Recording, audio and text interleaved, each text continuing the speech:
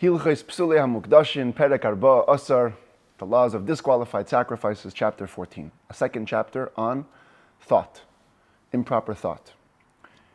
So, just to remind us, there's three types of improper thoughts that could disqualify a sacrifice. One is where you change in your head the name of the owner or the name of the type of the sacrifice. That's called Shinui Hashem. Then you have Machshavas Hamokim, thought about the place. That means you think in your head that you're going to eat or offer part of the sacrifice outside of its proper place. Or Machshavas Hazman, you think in your head that you're going to either eat or offer part of the sacrifice outside of its time. So today, we're not really going to focus specifically on those types of thoughts. We're going to focus more on general rules that apply to all the types of thoughts. So the first rule is, Halacha Aleph, Eina machshava hileches ela achar ha'oived. The important thought is the one that's had by the person who's doing the service, the Kohen who's doing the sacrifice. Aval machshavas baal hakarban eino me'elas klum. The thought of the owner of the sacrifice has no effect at all. Afilu shamanu habaylim shapiglu. Even if we hear, and it's not even a thought, it's a verbal announcement. We hear the owner declaring their sacrifice pigul. Pigul is a reference to specifically improper time thoughts. So as on the screen, you have a shlamim, you have a peace offering, which is only allowed to be eaten that day and the next day. And you hear the owner say, this is the owner, he says, I'm going to eat this in 2 days from now, past the time. So he was clearly mefagil, he was clearly declared it as pigul. But then we check with the Kohen. And the Kohen's thought was proper. He just thought, I'm going to eat this today and tomorrow. As is proper for a shlamim, hareza kosher, it's kosher. In other words, you, as the owner, cannot interrupt the flow of your sacrifice. Only the Kohen with his thoughts could interrupt that flow. Halacha Bey is another rule. The ein hamachshava me'eles. Thought, or a disqualifying thought, is only influential elamimi shehuroi la'avoda, only if it's coming from someone who's fit to do the service. Uvidavar haroi la'avoda, if the thought concerns an entity which is fitting to do service, and we'll soon see what that means. Uvimakom roi la'avoda, and the thought has to be had while he's in a place that's fit to do the service. So let's go through each one. Mimi shehuroi ketzad. What does it mean that the thought has to be coming from somebody who's fitting for the service?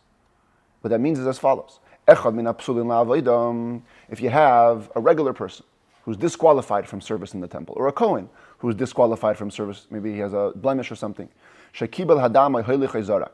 he receives the blood, or walks the blood, or sprinkles the blood, and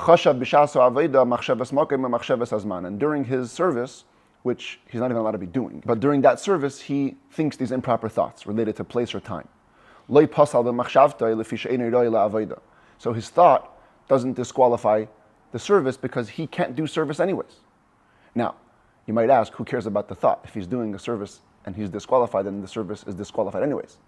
So the Rambam immediately explains, what we're saying is like this. The blood that he received, or the blood that he sprinkled, yishafech la'ama, needs to be spilled out into the channel that was in the temple because it's disqualified.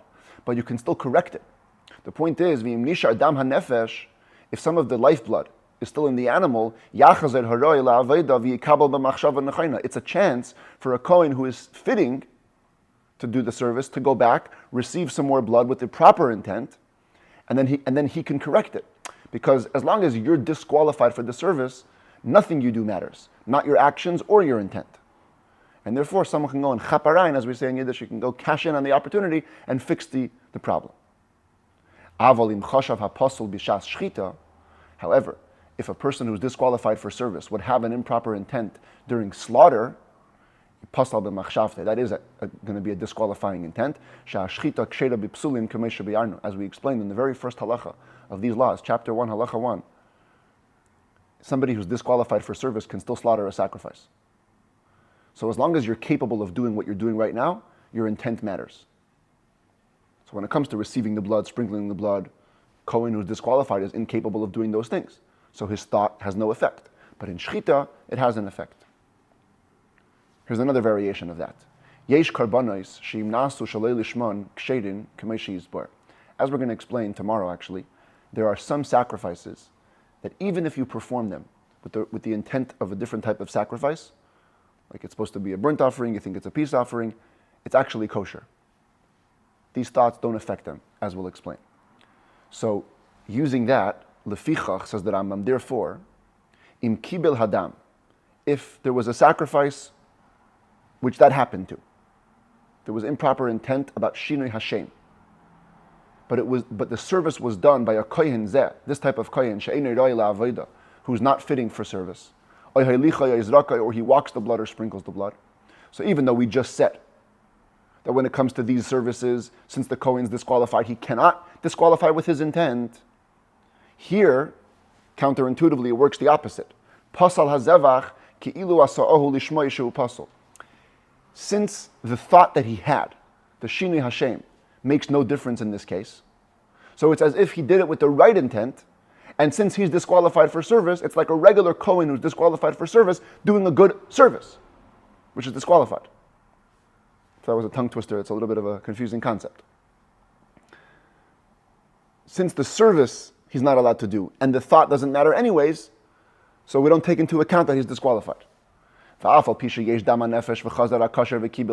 in this scenario, even if some life blood remains, and a kosher kohen goes, runs in, and catches it, and sprinkles it, kvar nifsal hazevach, at that point it's too late. The sacrifice was already disqualified, not because of the wrong intent. That didn't matter. Simply the kohen was disqualified for service, and he's not allowed to do these services. So that's what it means that a thought is only influential if it's coming from a person who's fitting for service. It also needs to come, says the Rambam, bedavar haroi la'avoda. It needs to involve an entity which is fit for service. Ketzal, what does that mean? Minchas ha'omer shekmatza shalei lishma. What this means is the following. You have the omer offering. They brought it on the second day of Pesach. And you took the kmitza from the barley offering with the wrong intent. Instead of thinking it's for the omer, you thought it's for some other flour offering.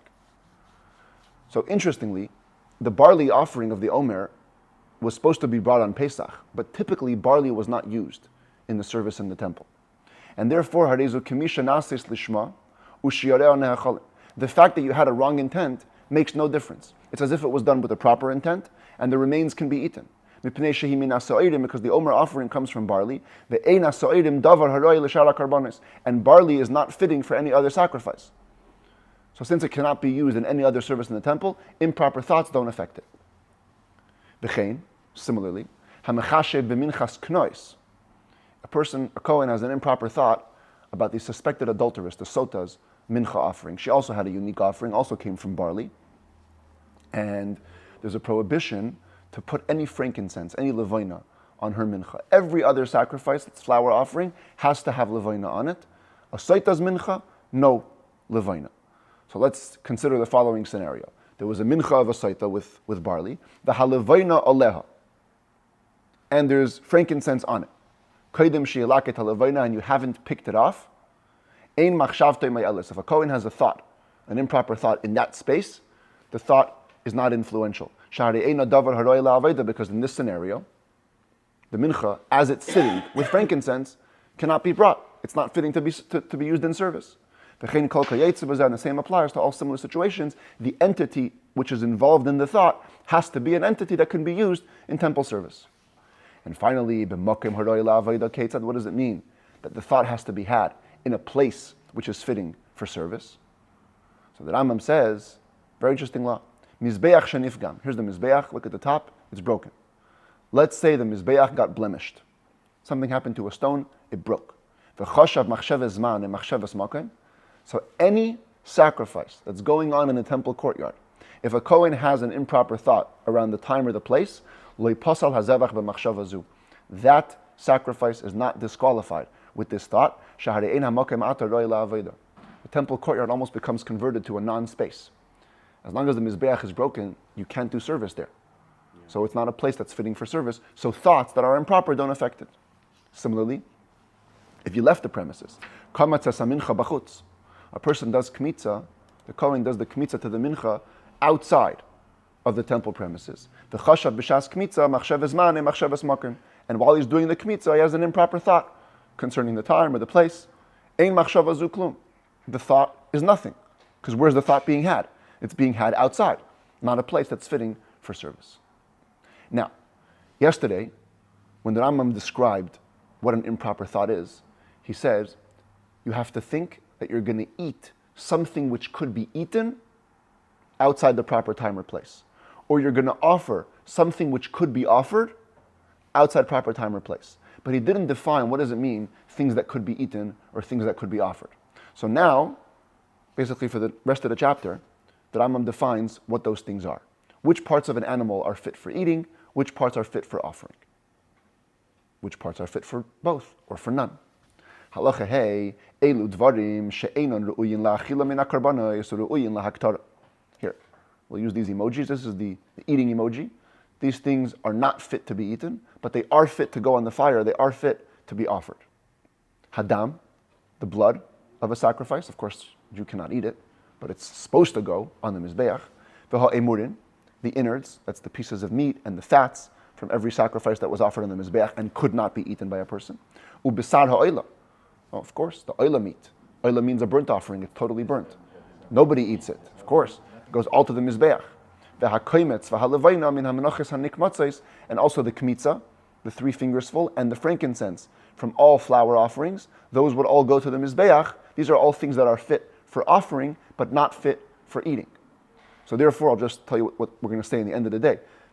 If a Kohen thinks, I'm going to offer one of these things outside the proper time or place, that's an effective thought, and it disqualifies the sacrifice. But if the Kohen thinks, I want to eat one of these things outside the proper time or place, that's not a thing that's fit for eating. And so the thought will not be effective. Same thing the opposite. There's parts of an animal that are fit for eating. There's a checkbox by the dinner, by the food, but it's not fit to go on the altar. And that is, habasar hanechal mikol azvachim.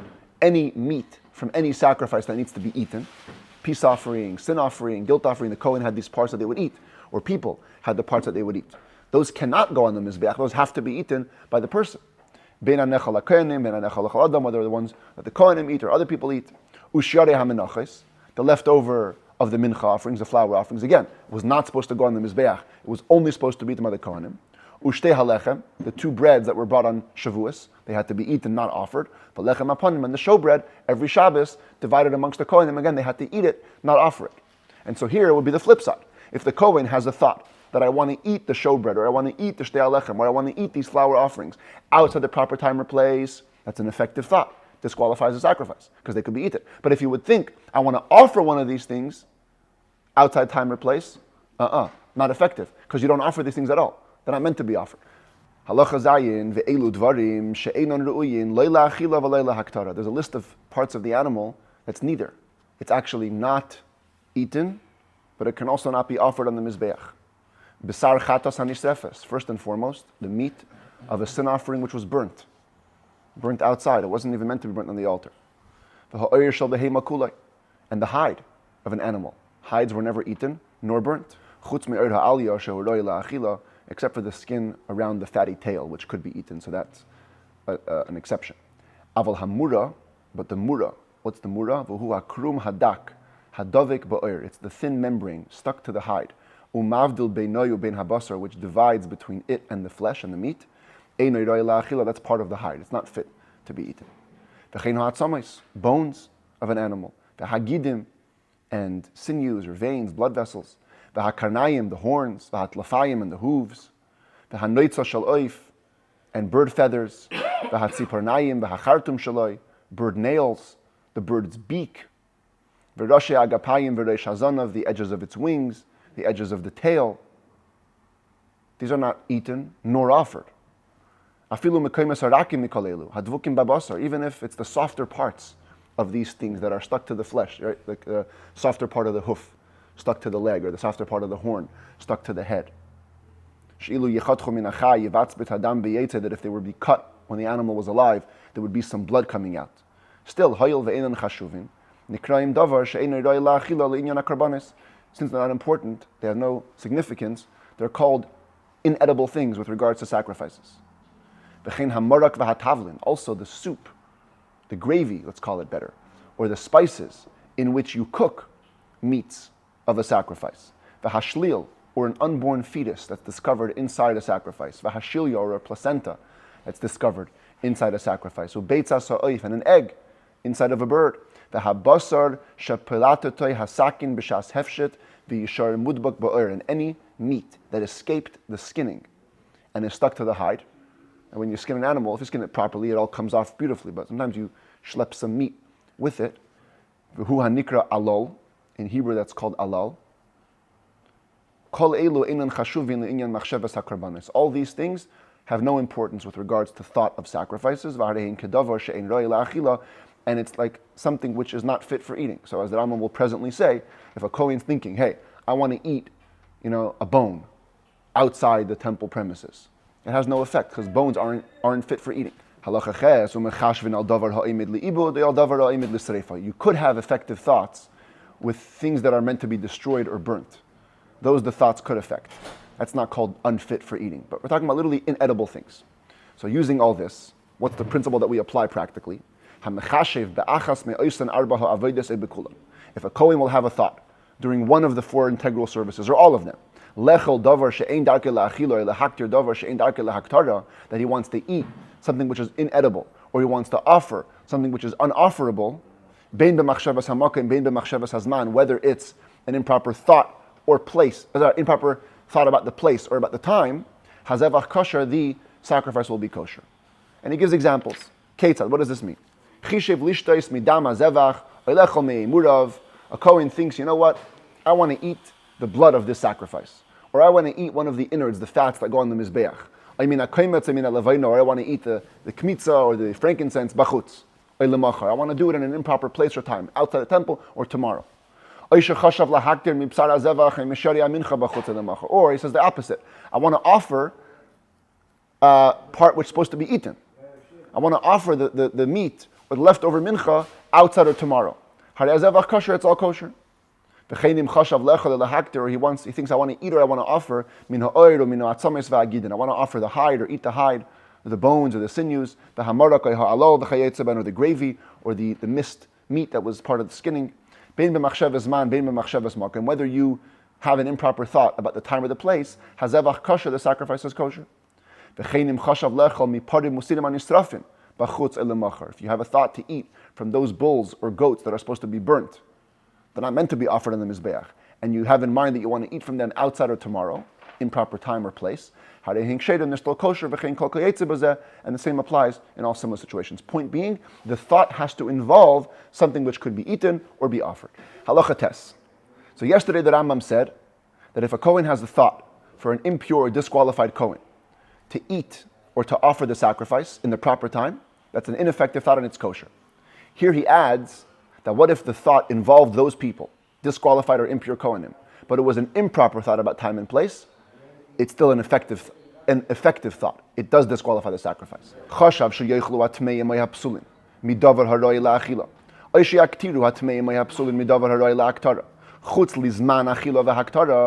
I want an impure or disqualified Kohen to eat or to offer something outside the proper time.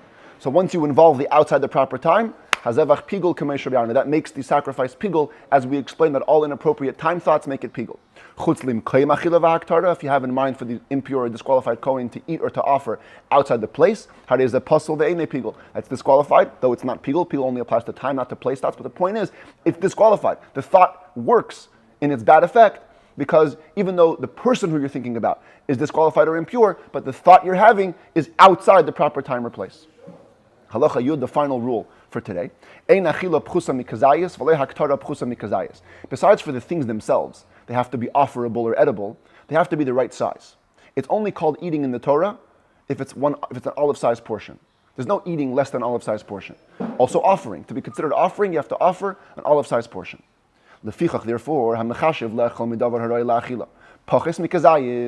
what if a person considers something which is proper to eat, so one of these things, but he thinks, I want to eat less than an olive-sized portion. Or one of these things, the offerable things. He thinks he wants to offer less than an olive-sized portion of them. Whether the improper thought involves time or place, hazevach kosher, it's a kosher sacrifice, because it only involves less than the right amount.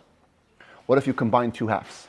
Chashav lechel kechatzi zayis b'chutz, or lehaktir kechatzi zayis b'chutz. He thinks, I want to eat half an olive outside, but I want to offer half an olive-sized portion outside. Or he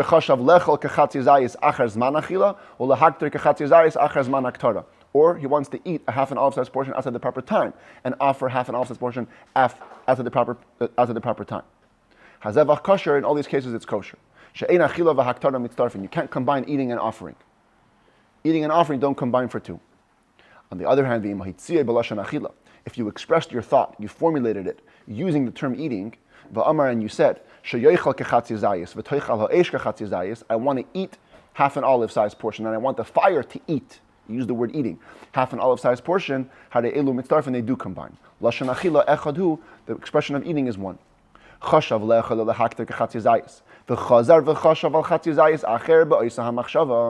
you initially thought about one half olive-sized portion, and then you added in the same thought another half olive-sized portion, even though you didn't think about them together, but they were in one series of thoughts, and they combine, and the thought is effective and it's disqualified.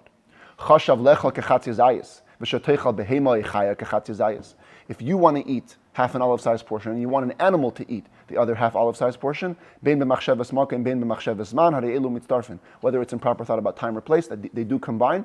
The concept of eating for humans and animals is the same thing. Even in Tanakh, we find the expression of an animal eating. So therefore, your thought about the animal eating is effective. What if in your mind you say, you know what, me and a friend are going to share a kazayas. Me and a friend are going to share an olive-sized portion. They do combine. Even if you thought that you're going to eat a kazayas and you're going to stretch it out more than the time it takes to eat a half a loaf of bread. Usually, in halacha, in order to be considered eating, you have to eat an olive-sized portion within a certain time frame. What if you consider the amount but not the time frame? You said, I'm going to eat a kazayas, but it's going to take me longer than the regular time frame. Hareza mitzdaref, if it still combines. Chashav b'shas zvicha lechel kechatzi zayis ub'shas zrika lechel kechatzi zayis. If you thought about different half olive-sized portions during different times of the service, while you were slaughtering, you thought about half an olive size. While you were sprinkling, you thought about another half an olive size. Hare'elu mitzdarfin, they do combine ben b'machshavas hamak and ben b'machshavas hazman, whether it's again improper thoughts about time or place. V'cheinim chashav al kazayis b'shas kabbalah v'al kazayis b'shas helacha. Also, if you thought about one kazayas while you were receiving the blood, another kazayas while you were walking the blood, they also combine. Now here, the Rambam uses the word olive size, so of course each one on its own is a problem. So the Kesef Mishnah says he wants to change the wording here. It should say v'cheinim chashav al kechatzi zayis b'shas kabbalah v'al kechatzi zayis b'shas helacha.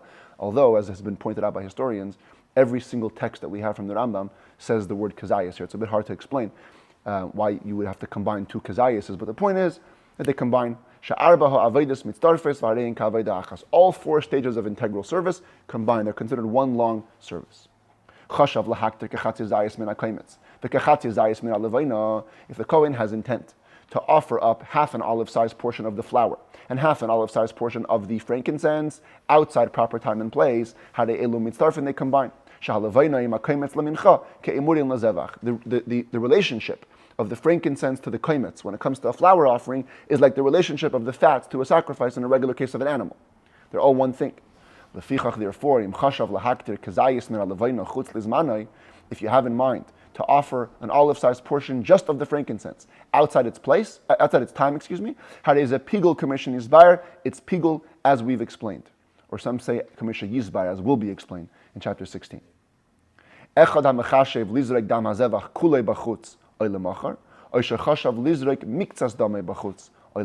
comes to sprinkling, the Rambam concludes, it doesn't matter if you have in mind to sprinkle all the blood of the sacrifice or only part of it in their improper time or place. The thought that you have, as long as it's the amount that it's fit to sprinkle, even that amount of blood already disqualifies the sacrifice, and your thought is effective.